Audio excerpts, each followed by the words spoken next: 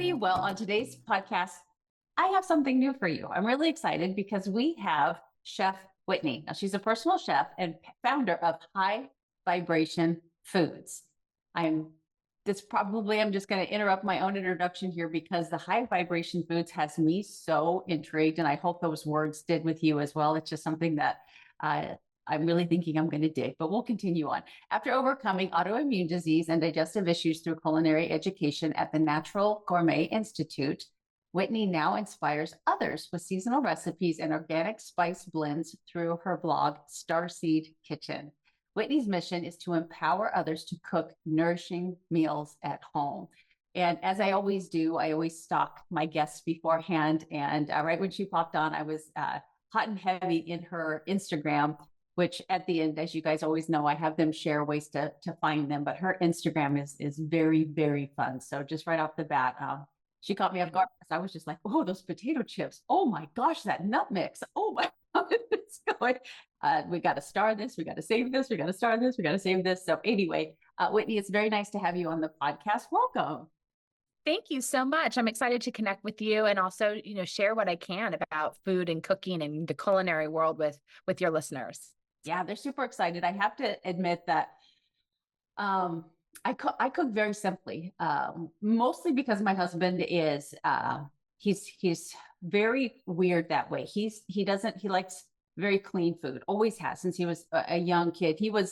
When I was going to school to be a dietitian, and so I was being fed all the the margarine is more healthy and stuff like that. And because we're high school sweethearts, he would not even entertain the idea of not using real butter, because to him it didn't make sense to him. Butter is real, butter is natural. This thing in this this plastic jug is not natural. So I've always cooked very simply, very naturally. And people always ask me, Melissa, you should make a cookbook. And I'm like, well, if I made a cookbook, it would probably be like maybe 15 pages. Everything would have 5 ingredients.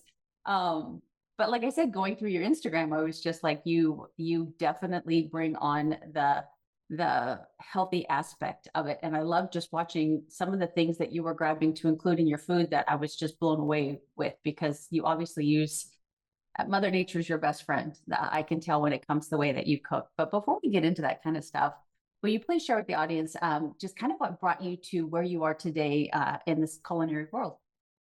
Yeah, absolutely. So I think like most people, I was having gut issues and I couldn't get to the root cause. And it started when I was 16, and it would only flare up at night right before bed. That's when I would get the stomach pains, were usually when I'd get into bed at night. And I'd go and see all my regular general practitioners, and they just kept telling me to eat more fiber, have some broccoli. And steamed broccoli has always been one of my favorite foods. Yeah. So they lost credibility quickly.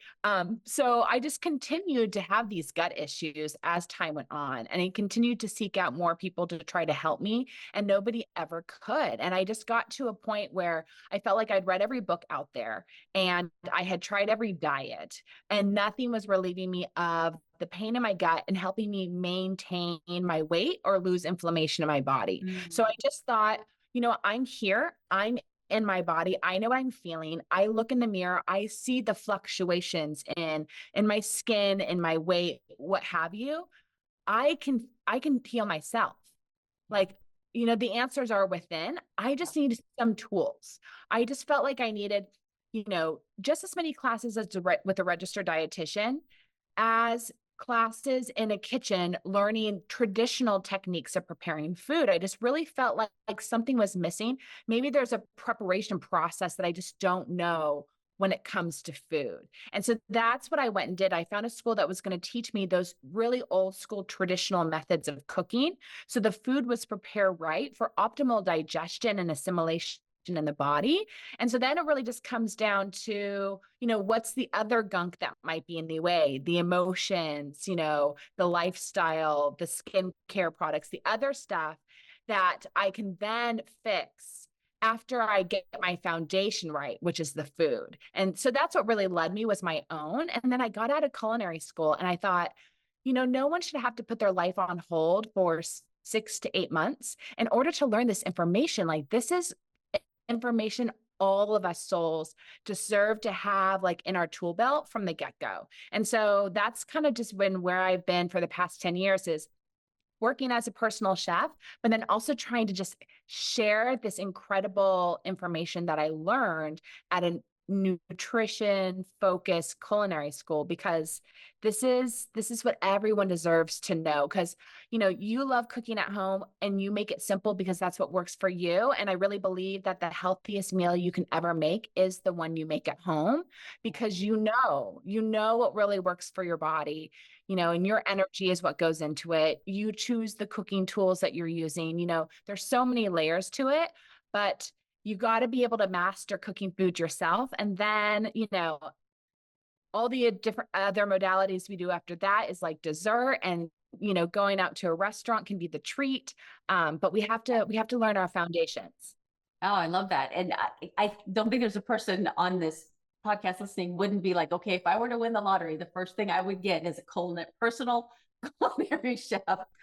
How amazing would that be? I've had the honor only twice, and it's been in Cabo, a gentleman that's a chef, and you can hire him and have him come to your house and cook for you.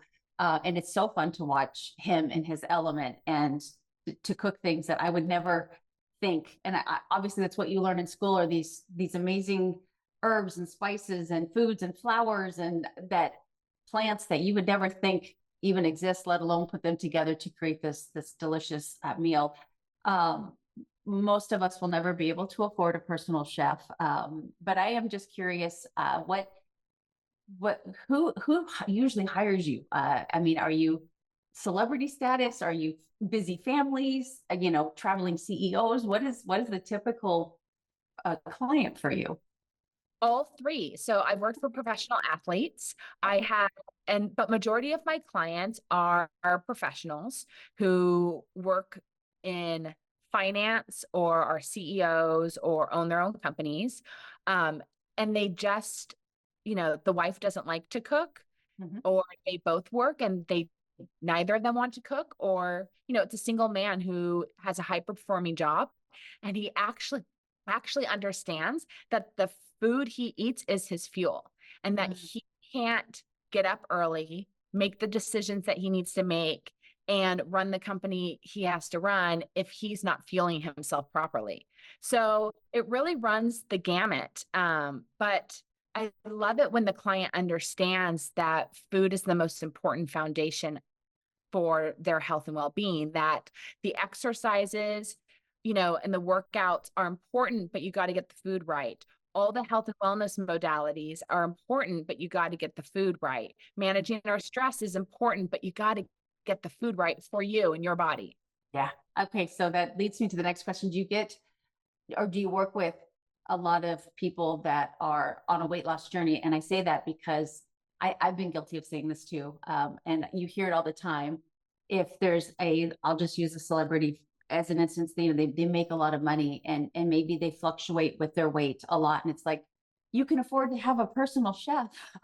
how how can you, fluctuate your weight so much? Or how can you have so much weight on you if you could afford to have someone cook for you? Do you have clients where you help them with weight management? I've had many clients come to me and say that part of hiring me is they want to lose weight. And I never guarantee that, because we all know weight loss has a little bit to do with the quality of food, but it more has to do with the things that I can't control. And that is how much you move your body, what your mindset is, what your emotional state is, how are you holding on to your emotions or letting them out? What else is going on in your life? I don't know what type of skincare products you use. I don't know what other toxins you consume. I can't control whether or not you're drinking alcohol, if you buy a pint of ice cream, so I never say I can help you lose weight, but I'll say that I can give you really clean, flavorful, deeply nourishing food. I can show up as the best version of myself with the right attitude, the right mindset. I can play high vibration music. I can clean and clear the kitchen of all negative energy and psychic debris. Like, I can do my job, but you can just use me as one of your tools on that path. I love that. And that gives good clarity, and it also makes you a little bit more empathetic, because when you think it is so much more than just the healthy food. There's so much more around, which we'll get into in a little bit. Yeah. Uh, I would love to know, because you obviously work full time and this is a very demanding career. Just kind of in a nutshell, how do you feed yourself? What is, Yes. do you have a, do you follow a certain path, or how does that work for you? Well, I think I feed myself very well. And I would say my friends and family are kind of impressed too. So, yes, I go to my client's home and I prepare their breakfasts, lunch, and their dinners. Some days I have two clients. So I do meal prep for myself, but I also plan ahead. And I, like you, like sometimes I just love a meal that only has 5 ingredients. So today for lunch, I had I consider it like a summer Mediterranean salad. It's cucumber, avocado, red onion, lemon juice, olive oil, sea salt, and sumac, and then some sliced chicken breast. And it Mm. was, super light and simple, more than enough food. Um, like, so I do kind of 50% of meal prepping some items, hard boiled eggs, chicken, paleo turkey meatballs or a paleo lamb meatball, like a little basil sauce, spaghetti squash, roasted cauliflower, Japanese yams, like different little things. But Yeah. then I also just plan, like I know what I'm going to make for my lunches for the next 3 days. I kind of know what I'm going to make for my dinners for the next 3 days. And I allow myself kind of 2 days a week to prep and plan, grocery shop for myself, prep and plan. And that's how I'm able to get it done. Because if I don't take, it's like the oxygen mask. If I don't take care of myself, I can't take care of other people. And essentially, I'm a mother for 5 families. I take care of the meals for 5 different families. It's a big responsibility. So I have to show up 100% too. Right, absolutely. And just thinking, so my clients know me very well, and whenever I have a guest on the podcast, and if they have a product, I will usually get that product. And if I'm not a huge fan, I just don't mention that I have the product. But if I am, I mention it. Thank you. And you're welcome. I love the 11 magic herbs and spices that you have. I have used this many times already. You can tell I just got it. It goes with everything. It is really stinking Thank good. you. Really It's good. It's amazing on any chicken that has skin because it just really collects to the skin, and it's such great like grain food, that skin on chicken. But like that is my secret to paleo meatballs. So whether I'm using bison, lamb, ground turkey, whatever it is, I add a tablespoon of that spice. And then any other leftover stuff you have in the fridge, like celery, bell peppers, onions, parsley, cilantro, and then, bake them off for 20 minutes. And they're the best Mm. little protein bites ever. Yum. That sounds great. Do love it. But it has 11, and you can smell each one of them. It's incredible. But if you had to live on a desert island for 3 months and you Yeah. could only bring salt and pepper and one other herb or spice, what would that other one be outside of just salt and pepper? Good call with the salt and pepper because that's what I would have chosen. Okay. And if I get to bring another one, I would bring fresh cilantro. Okay. Okay. I can't live without cilantro. Yeah. Okay. I didn't expect that. So it's pretty versatile, I assume. I use cilantro in everything. I'll even put it in my meatballs. I put it on everything. I'm Okay. obsessed. Yes. Okay, well, that's good because it's not one that I grab. Even living part time in Mexico, you think I would. It's not one that I grab for that often, but I will reconsider. Yeah. Oh, can't live without it. Okay, so I really want to get into, and I didn't do a lot of digging myself because I wanted to learn with my audience. If you could share with me a little bit more, just about the term high vibration, because I heard you even in the beginning talk about, I think you said high vibration music. It's obviously something that's more than just food. Can you explain this term to us so we can learn a little bit more about it? Yeah, so everything is a vibration in this universe, in this life experience that we're having, right? And so sometimes we meet people and we connect with them immediately, right? Because we're on the same vibration. Sometimes we meet people and they feel a little higher than us, like we can feel that they're moving at a different, faster frequency, or we Okay. meet people and they're moving at like a slower frequency. It's just a different frequency. It's not necessarily good or bad, but Mhm. everything is vibrating at a frequency. And what we want to do is we want to choose foods that have a frequency that's going to give us energy, because, the whole point of eating is for energy. Now, we can get energy in a lot of different ways on this planet, called prana, life force energy. Every every part of the world has a different word for life force energy, or for energy in general.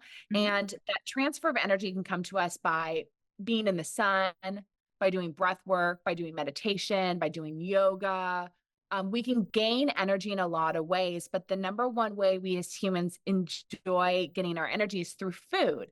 Mhm. It's also like a pleasurable thing that we get to experience, a few times a day as well. So we should take pleasure in it. But Mhm. the number one goal is fuel. And so we need to start thinking about our food as an energetic transfer. And so what's holding the most energy? What's holding the most frequency? Well, that's what's holding the most life force frequency. So we look at fresh fruits and vegetables. They're alive, they're holding a frequency. If we look at meats, there are certain cuts of meat that hold more energy than others. So if we look at a chicken, or we look at a cow, the Mhm. parts of the meat that worked the hardest holding and running that animal is going to give us the greater amount of energy. Okay. So if we think of like the chicken, we're going to get more energy from the chicken when we eat the dark meat, because that's the part of the meat that's showing up that worked the hardest. So the thighs and the legs hold up the chicken and allow the chicken to run around and eat. That is partly why it's dark. It's not just the Oh. fat, it's the part of the animal that exerted the most energy. So if you did an experiment on yourself and you cut out all white meat and you only ate the dark meat, you'll notice you have more energy. I did this experiment when I was in culinary school because I had other chefs that shared this with me. Now, if you look at the chicken and you only look at the spots with the white meat, like the chicken breast never did anything on that chicken. Like my breasts aren't doing anything all day long. They're just sitting there. They're not exerting any energy. They're not building muscle mass. They're not moving. They're not like doing anything to support my everyday life. So they're not going to be a greater transfer of energy to us. Mhm. So we when we start looking at food for transfer of energy, we can get more bang for our buck. But what this also helps us do is identify when food is not food. So when margarine is fake food and butter is real food, we know we're going to get a lot more energy from the butter than we're ever going to get from something that was made in a factory. So we can use the concept of high vibration food and a transfer of energy when we're looking at the grocery store on what to buy. Things that are sitting in a package that can last a year to 10 years on the shelf are never going to be a great source of energy as the stuff that's more fresh. Yeah, that's incredible. So my husband I could hear it in his voice right now saying, "I told you so." He will only eat dark meat. He won't touch that. I eat whenever we get a whole chicken. I'm gonna change that, but I always eat the chicken breast mostly because I let him have the dark meat and he eats all the dark. Yeah, meat. I love him. Yeah, Tell him he has a fan over here. I will. He will. He will. I can't wait to tell him that. He's just gonna love that. But Yeah. that's definitely him. When it comes to the fruits and vegetables, is it very subjective to the person, or just in general? Are there fruits or vegetables that will give us more energy? Yeah. So it's highly seasonal, right? So number one, you want to go with what's in season and what's freshly picked. So it's more about how freshly picked it is. So you'll notice, and you can what I love about this is tangible. Like everyone listening can experiment on themselves, and you can't fight the feeling. Like you can't fight the experiment when you feel it and see it and experience it. So if you start getting your food fresh from someone's backyard or from a farm stand, or you literally go to the farm and you fresh pick it, you'll notice that you need less. The fresher it is, the less food you will eat because there's such a greater transfer of energy. And you'll find if you then go from eating that type of food to eating the food from the grocery store, you'll need more. And I've experimented with this. I know so many chefs and other health supportive individuals that have experimented with this. So the freshness matters. And then within different seasons, we're getting a different energy. So like right now in the summertime, the food that's growing towards the sun, it's going to be filled with so much more light, so much more life force energy because it's closer to the sun. So like take advantage and eat your cherries, your peaches, your nectarines, your plums, green beans, tomatoes, anything growing up a vine or in a tree. It's closer to the sun, so it's getting more solar rays, it's getting more sun, and that light is going to go inside you. Just see how different you feel. But then when you really need to feel grounded, when you really need to get grounded and you really need to get hydrated because it's summer and you're super thirsty, go for the melons. You know, get your watermelon, get your honeydew, your cantaloupe, fill up on that because that's going to be really grounding because it grows right on the ground. And then it's going to be hydrating as well. Oh, that's so neat. So, I will, I usually wait till the end, but I want people to know. So you have a blog and then you've also got your own podcast. Is this the kind of, do you cover these kind of things or, do you have a list? Because I'm like, I'm going to have to go back and I'm going to have to write all this down. But is this something that you cover in all of your different avenues of helping people? I do. I talk about this the most on the podcast. Okay. But I do need to talk about it more on Instagram because I know like you can see for anyone that's watching this, I use my hands a lot when I communicate this because you kind of need a visual, right? You Sure. need to be we all need to be reminded about how food grows, but as soon as we see it grow in the wild, it all makes sense. Yeah. It shows us exactly what it's going to do for us. I'm so blessed to have, I do groups and I get women together and they form a community and they help one another and I help them on their health and wellness journey as well. But I would love if you would share because outside of food, which I'm sure we'll get into more other areas that food transfers into just life and well-being in general, any kind of tips for the overworked woman? Because I feel like right now, women are definitely putting themselves off to the side.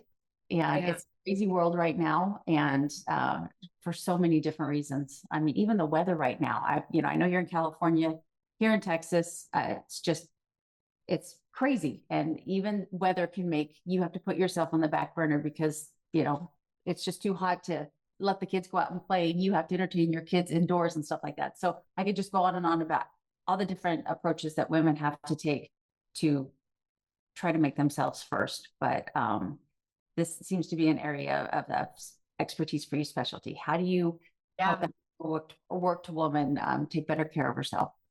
Absolutely. Well, if one thing that's weighing on you is food preparation and it's not a passion, then you need to invite members of your family into the kitchen with you. You don't have to take on the job all yourself just because you're a woman. And kids love to cook. And when kids start cooking, they're more likely to eat the food and they'll gain greater appreciation for all meal times, and you're giving them a tool for life. So it doesn't matter what their age is. I started slicing mushrooms and vegetables for our salad at age 4. So you can get your kids in the kitchen as soon as you feel comfortable. Like they can handle a knife at like 4 and 5 years old.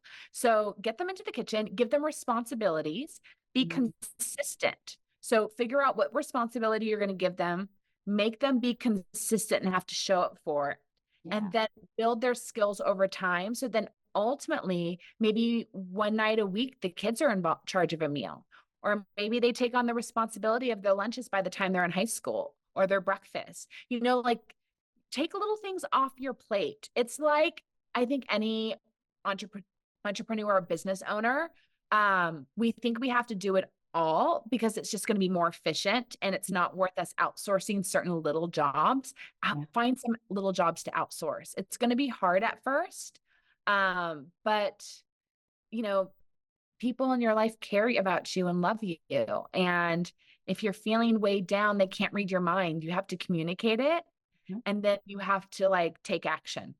Yeah. Do you, with the families that you work with, I'm sure you've stepped into a family where the children are incredibly picky. Yeah. Any tips at all? Because I get that a lot too, that, I don't want to cook two separate meals and I always say, don't.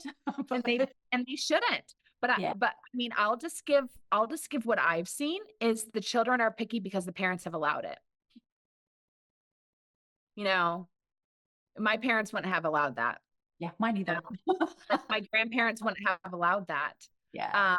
But I've been a chef for 10 years. I've worked in many homes. The only place where there's picky eaters are where parents are allowing it.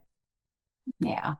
Yeah. I appreciate them hearing that, and especially the dramatic pause afterwards, because there is self-reflection. It's like, am I allowing that? And I think, like what you said, getting them involved in picking maybe the vegetables, or picking, the sauce that goes on top, or, cutting up, I think plays a very big key role. And like you said, it's another thing, Mick, my husband, says a lot, that it feels like, nobody cooks anymore, but especially as a family unit. And so that's not being passed on whatsoever. And so if your grandmother has great recipes, or your mom, or you have great recipes, you've got to get your kids and your grandkids in the kitchen with you so that you can pass that along. It's a tradition that shouldn't be forgotten. And more than that, it's an act of love. Like, there's a transfer of energy going on from your heart through your arms down into your hands and into the food. Like, there is an energetic vibration that is moving there. And so there's something special, I think, that happens when you make food for someone you love, whether it's the wife making food for their husband, or, a teenage son making something for his mom or his sister, like whatever the relationship component is, it's a way to show love. And there is a nourishment that goes on there that cannot be replicated when you hire a chef or you go out to eat. You cannot transfer energy the same way. And so I think there is something missing. The more that I meet women that say, oh, I don't cook, and we order out for everything, or I pick up stuff at Trader Joe's, or this, that, whatever, there's a connection that's going to get lost between you and your significant other that only happens through an exchange of food. Mm-hmm. I love that you say that, because I have two grown children, and one's married, one's engaged. And if and when they ever invite me and my husband, when they tell me they're going to cook us dinner versus going out to dinner, it means so much more to me that they're going to actually cook a meal and to go to their house, as opposed to meeting for dinner. You feel the love. So 100% on that. Now, oh, go on. Oh, no, I completely agree with you. My family, I'm not married. I wish I was. And so I really look forward to someday being able to share love through food with somebody. But my parents decided, around the same time I went to culinary school, around 10 years ago, that when my brother and I came home, we no longer were going to go out, that they would spoil us and show us how much they love us through the meals that they would prepare for us when we would be visiting. And I think it's really brought us so much closer together. Heck yeah. And I did that. Do you think that weighed any on your career choice, or was this after you decided to be a chef? It was after I decided to be a chef, and that inspired my parents to be, to really think about the meals that they wanted to plan for me, because they wanted to make meals that inspired me, or that impressed me, or that forced them to try new things. So it's just been a wonderful experience for all of us. Yeah, for sure. No, before we hit record on this podcast, I shared with you a little bit about how I love to travel, and it's it's everything. Especially, I think as you get older, you know that the clock is ticking, and you're like, I just there's so much of this world I need to see, Yeah. and you can't see it all as much as we all want to see it all. And for all of us that are on our health and wellness journey, you talk about high vibration vacations and to pick Yeah. destinations that feed, you know, every ounce of you. Can you share a little bit about what you mean by that? Yeah, absolutely. So I'm a huge traveler like you are, and I've grown up traveling, and it's what really like ignites my soul and like revitalizes me. But I just realized that I have to choose places really consciously that are going to leave me refueled and not depleted. And so I'm very mindful now of the places that I go and finding natural resources there that are going to fill up my cup. So that's finding, natural hot springs Mm. or, places where I can go where I can rub the clay all over my body and soak in the sun, or hikes or beaches where not a lot of people are going to be around. And it's really going to allow me to connect with nature and like feel my own energetic field again, since, I'm in a city where there's people everywhere. Um, so that's high vibration places and vacations are exuding that, as Mhm. well as going to different places on this planet that are known to have a higher frequency, that are known to have been healing places for tribes and cultures for eternity. There are so many different mountains like Mount Tamalpais and Mount Shasta, like up in Northern California. There's different springs and lakes and spots throughout the world where there were miraculous healings, like, so going to those places, like you're gonna gain a little extra by maybe adding that into your trip, even if it's like an extra car ride, an extra hour away. And I think I have just found that that's what I need when I do my vacations these days. It's not enough just to go and see, a famous monument. Like I need to take the extra time to do something that's going to deeply fill up my physical, emotional, spiritual, and mental body. I need to come back from vacation renewed. Yeah, no, I, that's so well put. I don't know how else to say it. It's so well put because of my love of travel. As much as I get asked questions about nutrition, I get asked about, people will say, have you been here? Can you help me find? And it's always, can you, help me find a hotel? And I have to ask details like, well, do you have kids? Do you have a budget? Do you, and it's always, they want a place, that has all inclusive. Those words probably just stab you in the heart. All inclusive. I love you. We can travel together. We won't be staying in an all inclusive. No, no. And but that's what I get, and I, a little bit of it dies inside of me because I know and I understand because of the busy, like all you want to do is sit by a pool and have drinks brought to you and to get the the bar menu throughout the day. I was there for 15 years and it finally took probably the last 10 years for my husband and I to really appreciate exactly what you said, to find places that aren't busy, where you really can be with nature. We just got back from Tulum, and Tulum is Instagram heaven, but we didn't spend, we had one dinner there. Other than that, we were, out in the middle of nowhere discovering cenotes and trying to do Yes.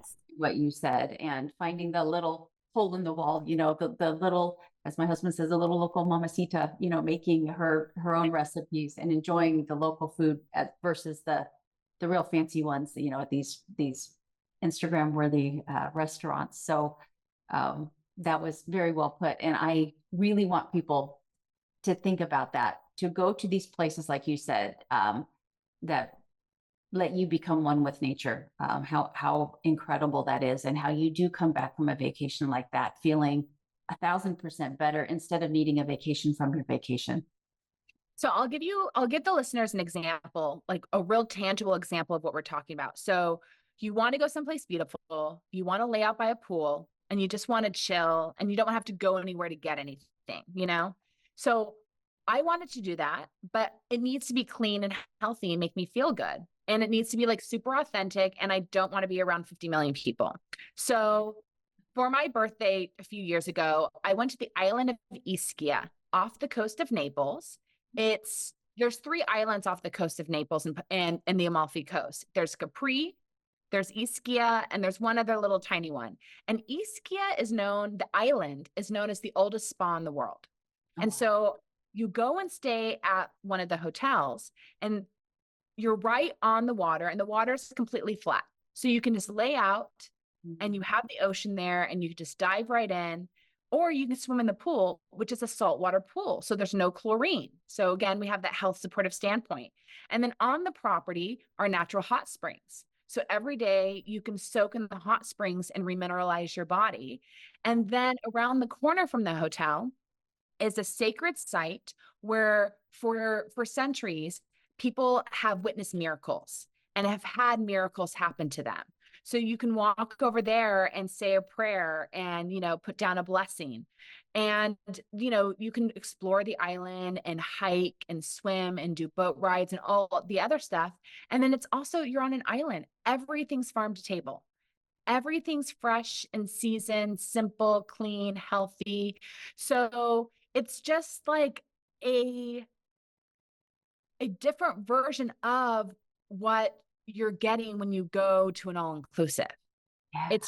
It's clean, it's healthy, it's non-toxic, it's simple, it's beautiful, it's allowing, nature to be the star instead of, the processed cocktail and the chlorine pool. So you can find it. I just wanted to give Ischia as an example, but you can find hotels that have pools that are using salt water or ozone instead of chlorine. You can find places that are right on little coves, so it's easy to go in the water and it's clean and safe. You can find places that are doing all farm to table food. These places exist now. There's tons of us that like to travel this way. So I encourage you just to like look a little differently the next time you want to book something like that. It exists. Yeah. And I think it's very competitive. Like I'm again, I really will listen to this episode again so I can write that down myself. Been to Capri a couple of times, and I do think the food there is incredibly fresh. You walk everywhere you go, and I know exactly what you mean by the water. It's just absolutely beautiful, and I think they're very, very competitive these days, and that you can find these wonderful types of resorts that do cater to that. We had one in Tulum. It was, I don't know if it's Pepem or Pepem, Pepem, but it had the something you on it, so I don't know. But it was very environmentally friendly, and it was the same two chefs, and they cooked fresh every single day, and they there was no air conditioning, and we had to be very conscious about the energy use. And the little pool that we had was a saltwater pool, and it was out in the middle of the jungle. And it was the most calming place I've been in a very, very long time. And I would have never thought, because like I said, Tulum again is they're very actually pretty environmentally friendly, I believe. But that was an experience in and of itself. And it was surrounded by cenotes. And so they give you bikes to ride your bike on, and you can go and find these beautiful, there was a couple that we were the only people there. That was just so great. So I don't mean to go off on a tangent there, but I do think that we need to revisit how we vacation, Yeah. because we do tend to, in our busy lives, maybe not get in the kitchen as much as we can. And then to take a vacation where you do have these high vibration vacations. I love that. You will come back renewed, and it might inspire you to continue with putting clay on your body, or, taking a salt bath because you've had such a great experience and you feel so amazing from it. So I love that idea Yeah. very much. I have a lot of my listeners are very health conscious, and right now in the world of health and wellness, strength training is a huge thing, and everybody's building that muscle and getting stronger. And I know you work with pro athletes. Do you have any kind of tips for us that are trying to fuel our athletic bodies. You know, we're taking more steps, we're trying to be more active and trying to build that muscle. Is that an area that you feel comfortable sharing something like that with? You know, what's interesting when it comes to doing the food for the athletes is they know exactly what fuels them. So by the time they get to me, they know what exactly works for them for breakfast Mhm. and what also the balance on the plate that they need for lunch so they can go perform at practice afterwards. And so that's where they're really dialed in and everyone's completely different is they know what they need to eat in order to feel a certain way so they can go run 2 hours later or they can Mm. lift weights 2 hours later. So I think that's really important is for the listener to play around with what they're eating and how they're feeling afterwards and what they need to do before and after their workouts. Because right, like we all eat a different thing for breakfast depending on the time of year, you know, right? There's in the winter we want something a little different than summer. So play and figure out what's going to make you feel right Mhm. right afterwards because there's no right one way. Yeah. As soon as you said, how do you feel afterwards? I don't think we really, I always tell my clients to, you know, to keep some sort of log, you know, especially if they're have food allergies or intolerances, or they have that midday slump. They bloat really bad. I'm like, it's a food log, you know, you will never know unless you make a conscious effort to, but I never thought to, you know, you fuel yourself. Hopefully you're fueling yourself, giving yourself energy through food, and then you do your workout. Or I am one of those weirdos that I work out in the morning on a fasted, but how maybe I feel myself afterwards is that do I feel energized after that or do I not? And keeping that log, because everybody is so individual, and obviously pro athletes, their careers depend on it, and we don't ever think that we need to pay such close attention to that, but that could be everything. Yeah, I've really dialed in what works for breakfast for me. And I'm like you, I like a morning workout. It really does work better for me to work out before I eat.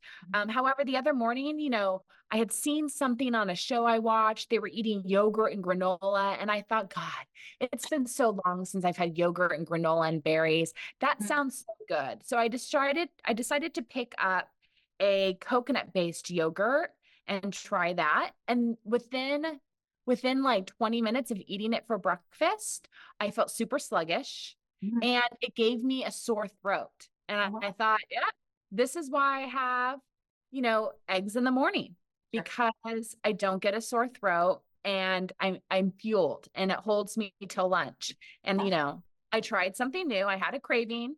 I gave it a try. Doesn't work for my body. Yeah, no, yeah, I'm the same way. Whenever I go on vacation, I tell my listeners this all the time, and the breakfast is included.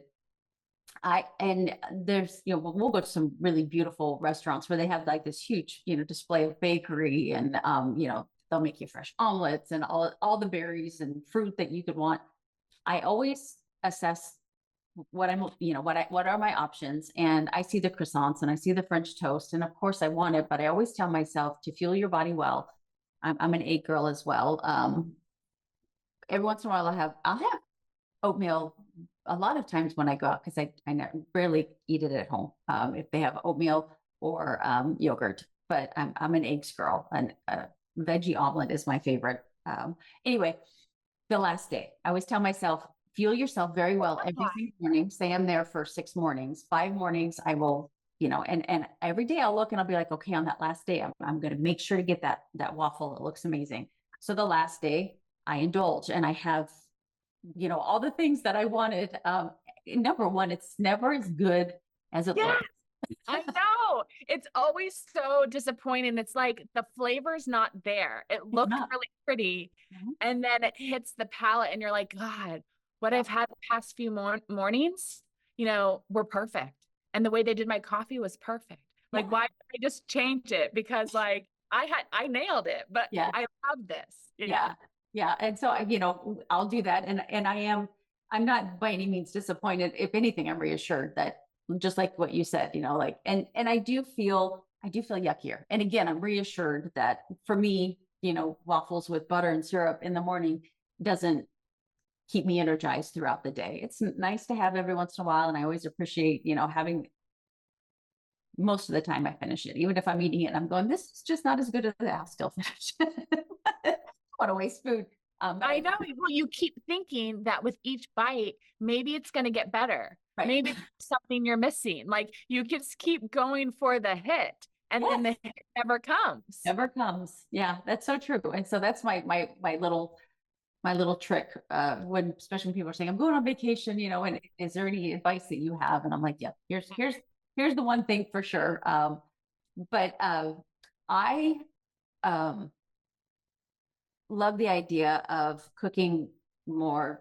Here in Texas, we actually owned a property, and he had a farmer's market on it for the longest time. We just sold it back to him, but it was really neat to go there. And I think most areas, I know food deserts are getting sadly more and more common, but where people can go to a place, whether it could be a butcher shop, right? It could be, you can go to a farm, you can go to a place that does weekends where all the different farmers come. Everybody has those kind of options. If somebody wants to kind of start incorporating that kind of thing into their life, because it does seem very, very, very overwhelming. Where do we start? Yeah, it's just developing a new routine, So, which is, as we all know, it's like hard to create those new neural pathways in our brain. But if you think like there's any part of your life where you're a little bored or there's stagnant energy, like lean into adding one of these destinations into your life because it'll mix up your routine.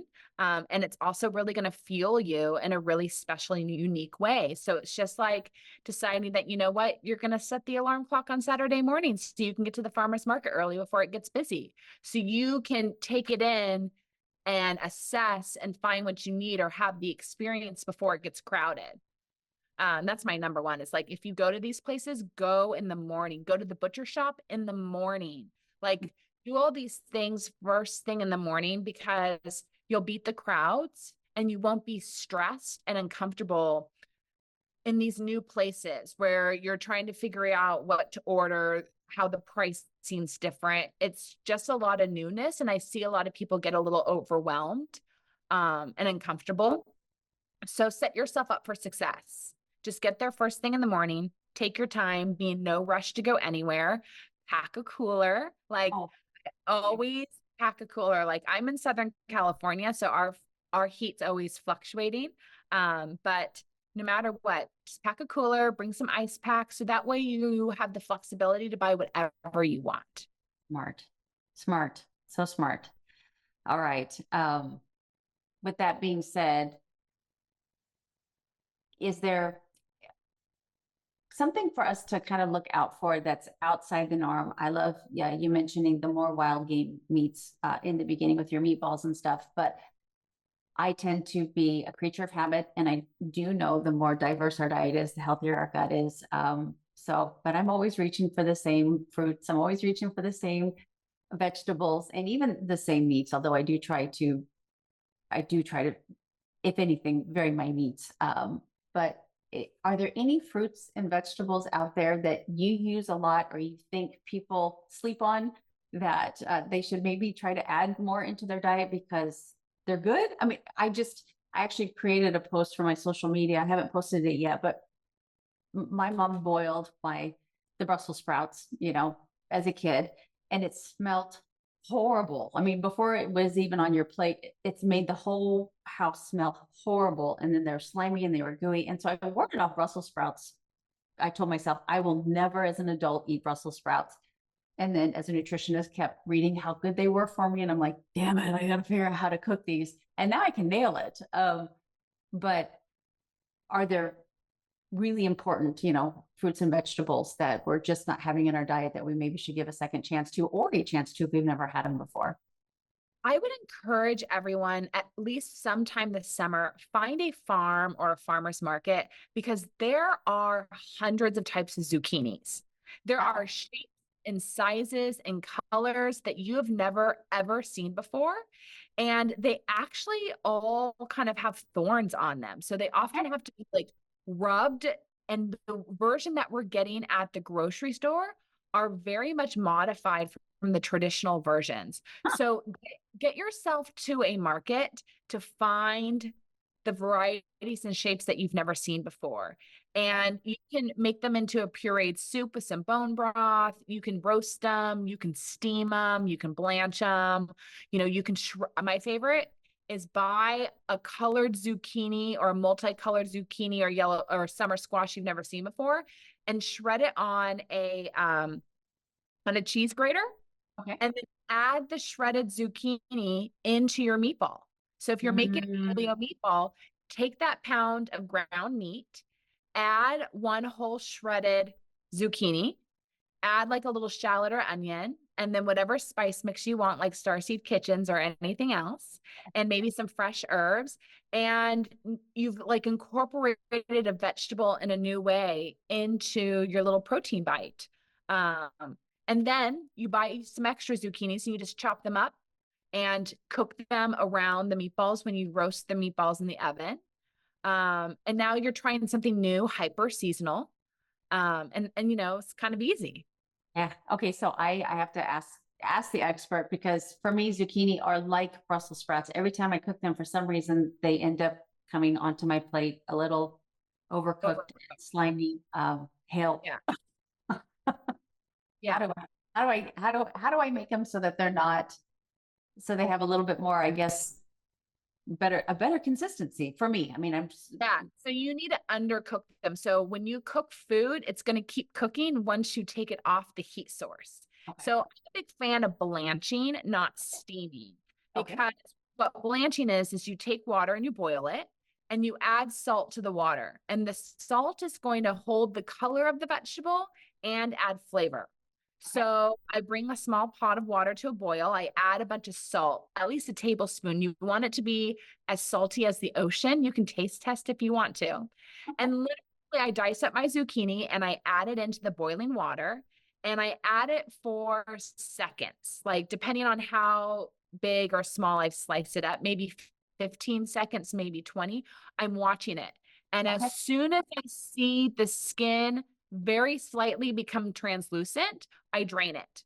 And then I let it sit for a few minutes because it's going to keep cooking.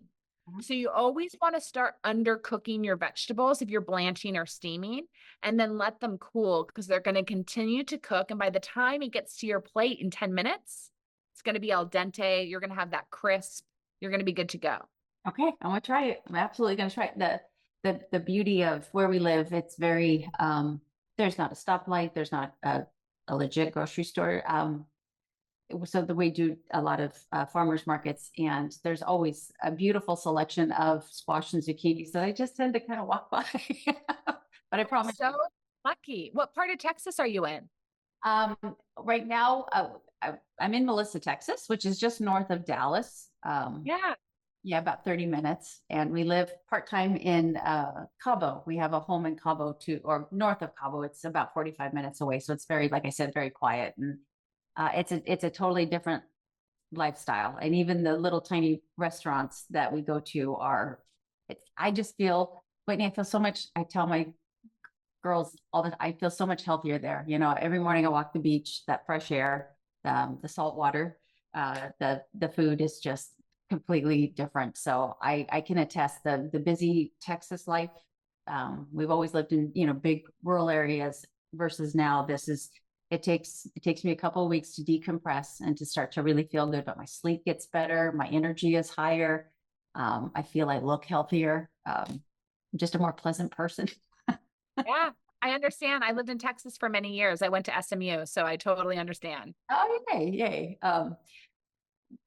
The education that you have, I'm going to close this off with a little bit of controversy, because I would love your 2 cents on this.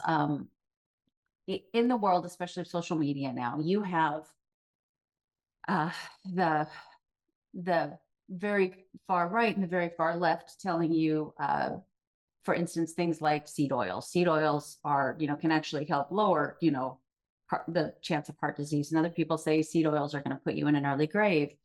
Artificial sweeteners are, chemical shitstorms. It's my podcast. I guess I can't cuss. Bullshit storms.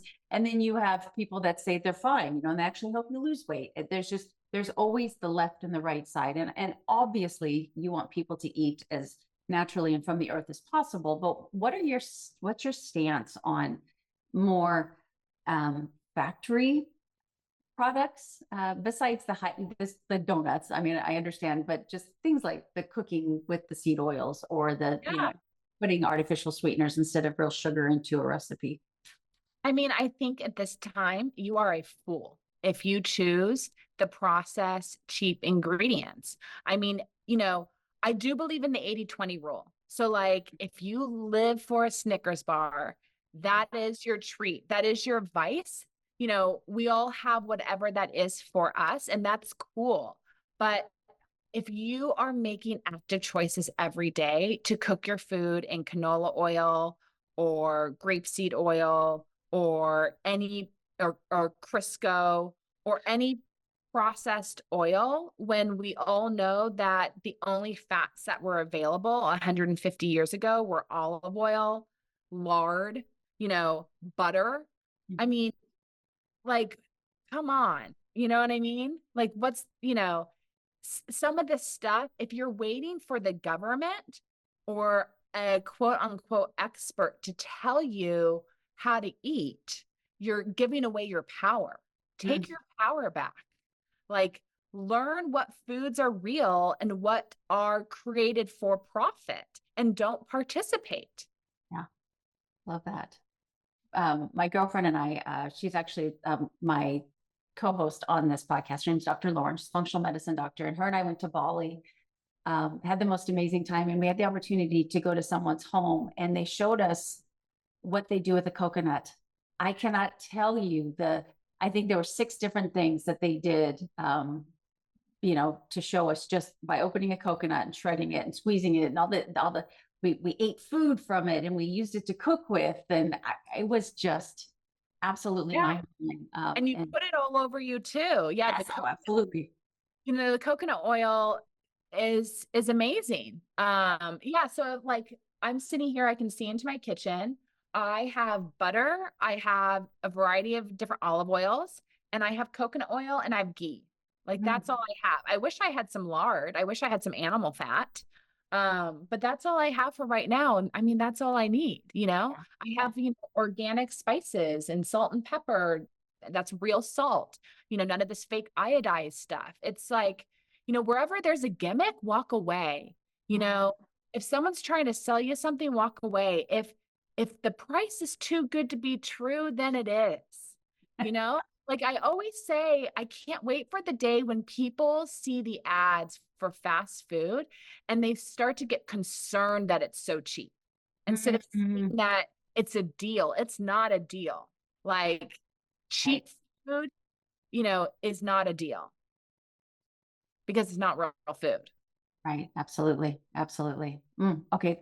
I knew I would enjoy this, but I have thoroughly enjoyed this. You have given me, which I'm sure the listeners, so many takeaways, Normally it's a conversation where I just nod my head the whole time because I'm in agreement, but I learned so much myself. And I just want to thank you for taking the time for being on here with us today. Oh, thank you. Like such a treat to chat with you, and like such a like-minded person just out there doing great things and living such a happy, beautiful life. So thank you so much for just your questions and your time. And I've loved connecting with you. Oh, you're welcome. And you will hear from me. I'm going to, would love to pick your brain here and there because it sounds to me like you've been to some pretty incredible places that are, that you probably need the referral to know that it even exists or that it's worth going to. And I'm gonna have to pick your brain on that. And hopefully there's something that you can pick my brain on as well. Okay. So Miss Whitney, can you please share again, where all the wonderful places that people can learn from you and follow you? And besides, I mean, I don't know if you have more than one Instagram too, because I found your personal one, if you have a business one as well, but just a wealth of knowledge. Yeah, so you guys can find me on Instagram at Whitney Aronoff. And then my business is Starseedkitchen on Instagram. And then you can get a ton of my recipes, my organic spice blends, all that good stuff on starseedkitchen.com. And if you happen to be in the LA area and you stop in at Erewhon, you can pick up my 11 magic herbs and spices there. Yes. Oh, and then lastly, of course, because I love conversations like this, it's my favorite way to learn. I have a podcast called the High Vibration Living Podcast where we keep these conversations going. Yes, absolutely. I'll let you know that I actually bought 2 of them because this is for Texas, and then my other one is to take to Cabo with me. Yeah, I so appreciate the support. You're welcome. It was great to have you on the podcast, and we will definitely keep in touch. All right, everybody. As always, you hear me say every morning or every podcast that I hope you wake up feeling prepared and that you go to bed feeling proud. I hope you guys have a fantastic day. Wow, we've reached the end, but before we leave you, we'd love to hear from you. After all, it's not every day that someone reaches out and asks for your opinion, and to us, your opinion does matter. Now, the content in this episode is not intended to be a substitute for professional medical advice, diagnosis, or treatment. Always seek the advice of your physician or other qualified health provider with any questions you may have regarding a medical condition. Share this episode with anyone you think needs to hear this message. And please remember to do your part of the bargain by rating, reviewing, and subscribing wherever you listen to the Made Fitz show. We are Melissa and Dr. Fitz, and until next time, thank you for your time, support, and action you take in your own health journey. You get one life. Let's live it abundantly together.